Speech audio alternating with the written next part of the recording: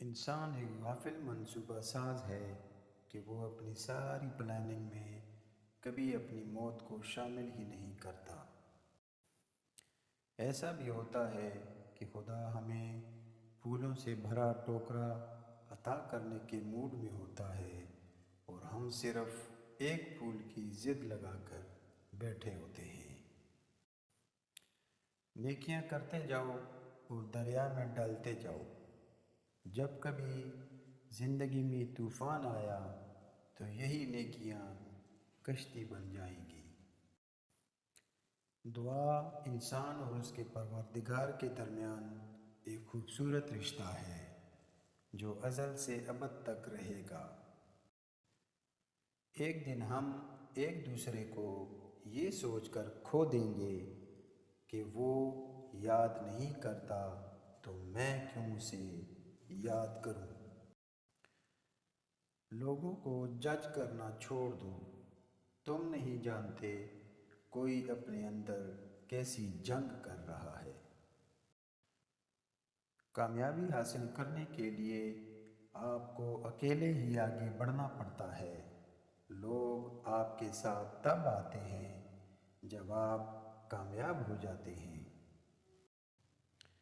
کسی بزرگ سے کہا گیا، کچھ نصیحت کر دیں۔ فرمایا، بس دھیان رکھنا کوئی اللہ سے تمہاری شکایت نہ کر دے۔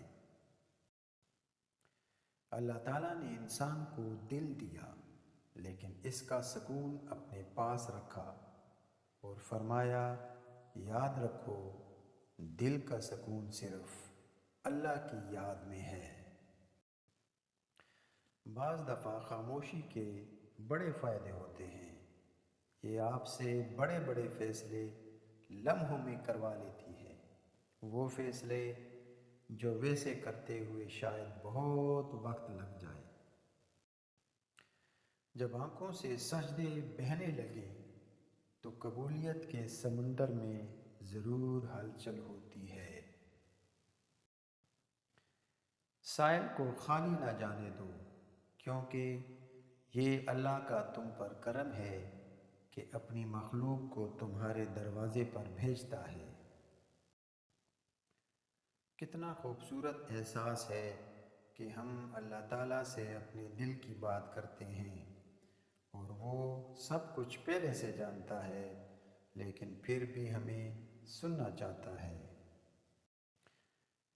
زندگی کبھی کبھی ایسی ٹھوکر مارتی ہے کہ انسان سیدھا سجدے میں جا کر گرتا ہے۔ کچھ غلطیاں ایسی ہوتی ہیں جن کے لیے ہم کسی کو معاف تو کر دیتے ہیں مگر پھر پہلے جیسا تعلق نہیں رکھ پاتے۔ جب انسان اندر سے مر جاتا ہے تو وہ حد سے زیادہ خوش اخلاق ہو جاتا ہے۔ ہم میں سے زندہ وہی رہے گا جو دلوں میں زندہ رہے گا، اور دلوں میں وہی زندہ رہتے ہیں جو خیر بانٹتے ہیں اور آسانیاں بانٹتے ہیں۔ اللہ کے دیے ہوئے میں سے دیا کرو، تم نے کون سا اپنے پلے سے دینا ہوتا ہے۔ کوشش کرو جس چیز کے لیے تم خود ترس رہے ہو کوئی دوسرا آپ کی وجہ سے نہ ترسے۔ دنیا کی بدترین شکل یہ ہے کہ برے لوگوں کی وجہ سے اچھے لوگ خاموشی اختیار کر لیں۔